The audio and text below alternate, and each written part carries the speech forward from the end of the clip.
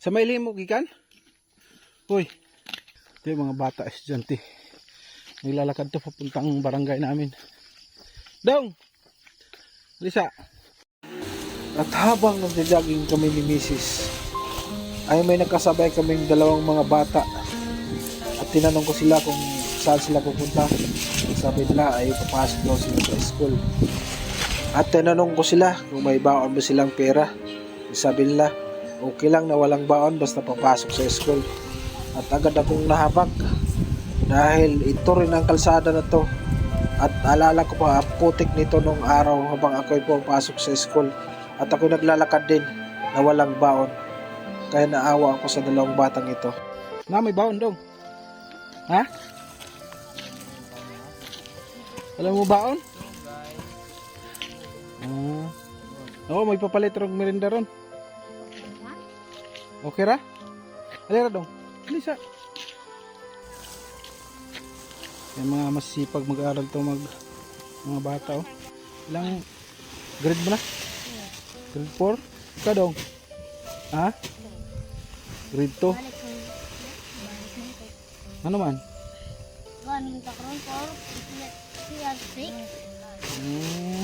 So itong mga bata na to galing pa to doon sa barangay Mailhe, yung nag-landslide noon.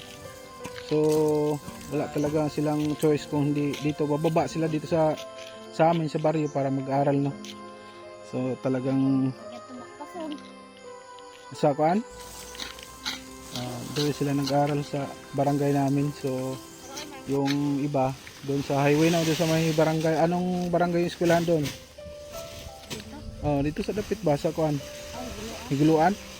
Malayo doon saka mamasahe pa kayo no. So wala mong baon ngayon. Wala mong baon sa kuan school. Kasi pangalan mo? Jake. Jake. Ikaw? Ha? Reynold.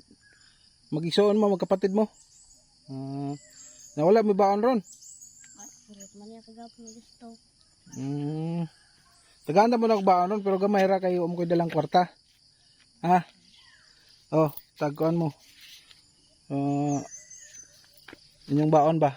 Ha? Pasensya na mo diha kay kuan. Kay wala may koy lain kwarta nga dala. Salamat ya. Sige, nag-jogging lang ako dito para magpapawis sana. Ay nakita ko sila naglakad. So mag-eskwela magtarong dong ha. Ikaw dong, eskwela magtarong. Sige ha. Pasensya na mo diha sa kwarta. Para na may baon-baon ba? Sige, bye-bye. Amping mo, amping. Eskwela magtarong dong ha. Sige, sige. Yan, kawawa naman itong mga bata na to. Yan, kung naalala nyo yung nag-landslide doon na marami namatay. Yun yung barangay Mailhe. Doon sa taas yun. Sa highway. Yung barangay kasi na yun, bawal na tumira doon kasi may tendency na pag umulan ng malakas, mag-landslide na naman uli. So, binawalan sila tumira. Kaya kawawa yung mga bata doon na eskwelahan doon. Wala na eskwelahan doon. So, dito sila napipilitan sila mag-aral yung iba dito. Yung iba naman, doon sa sa ibang barangay nag-aaral.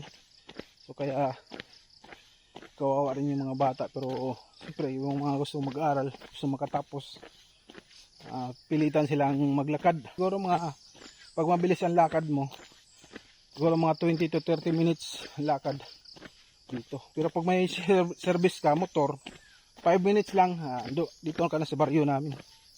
So, kung wala kang pumasahe, walang service na motor. Ayun.